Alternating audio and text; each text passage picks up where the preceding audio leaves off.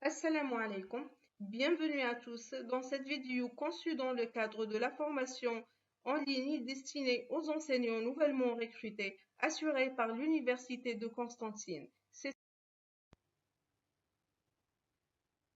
Je suis Dr Melouka Hadda, spécialiste en microbiologie et chargée d'enseignement de la matière de communication pour les étudiants de première année master en écotoxicologie animale, biochimie appliquée et microbiologie appliquée à l'Université 20 août 1955 Skikta, au sein du département de sciences de la nature et de la vie, faculté des sciences.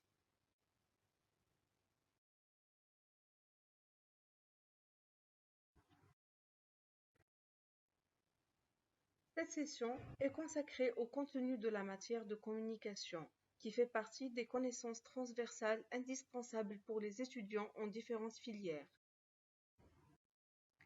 Cette matière contient 6 chapitres distincts, qui sont généralité sur la communication, renforcement des compétences linguistiques, la communication au sein de l'entreprise, les techniques de réunion, méthodes de communication, et enfin la communication écrite et orale.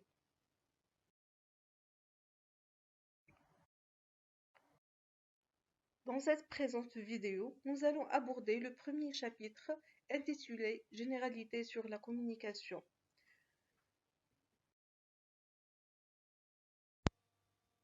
Ce chapitre couvre les notions fondamentales de la communication, en définissant ce qu'est la communication, en explorant ses différentes composantes, son schéma, ses types, ses formes et les enjeux de la communication.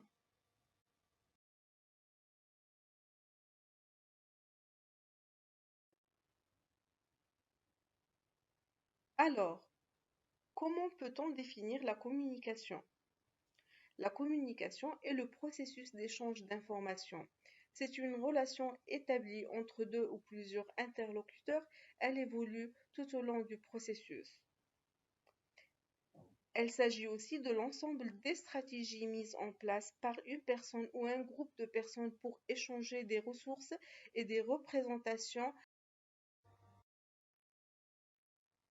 Les principales composantes de la communication sont les acteurs, l'émetteur de messages et le récepteur. Le canal, le sens, le contexte, les stratégies mises en place pour la transmission de l'information, tout compte et influence ce processus. Et selon les intentions et les perceptions, le récepteur transmet à son tour une rétroaction dite feedback.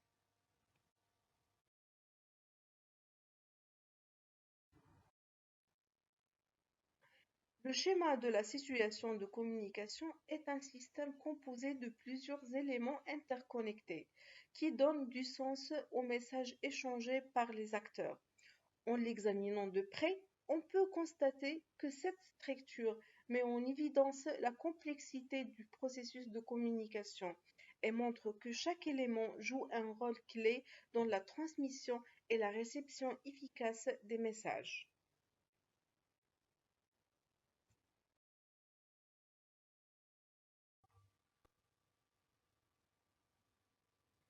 Il existe différents types de communication, notamment la communication interpersonnelle qui met en jeu deux individus, la communication de groupe qui se déroule entre plusieurs individus, la communication de masse qui correspond à la diffusion d'un message d'un émetteur vers un très grand nombre de récepteurs à l'aide de techniques de diffusion collective.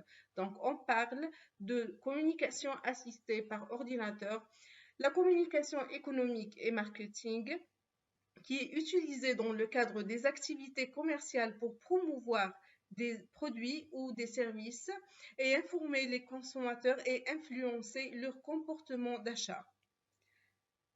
La communication institutionnelle, cette communication est employée pour gérer l'image et la réputation des organisations ainsi pour transmettre des messages officiels aux parties prenantes et à un grand nombre.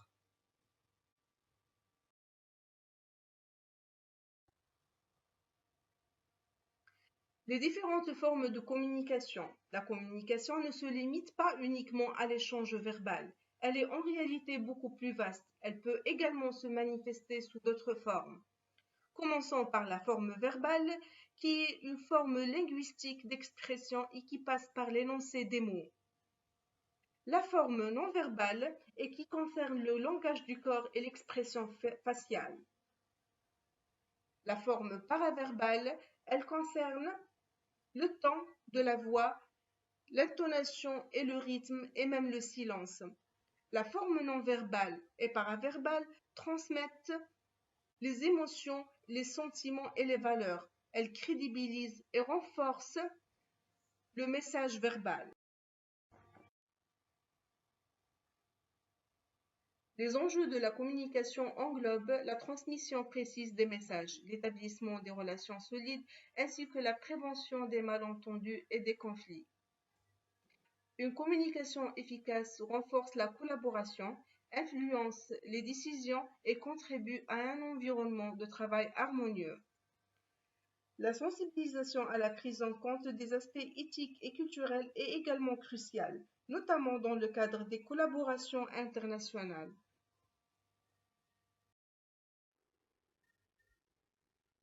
En conclusion, ce cours vise à doter les étudiants des compétences nécessaires pour exceller dans leur future carrière, que ce soit dans la communication interpersonnelle, de groupe, de masse ou assistée par ordinateur.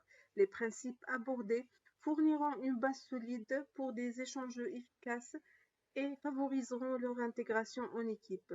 Enfin, je vous remercie pour votre attention et je reste à votre disposition.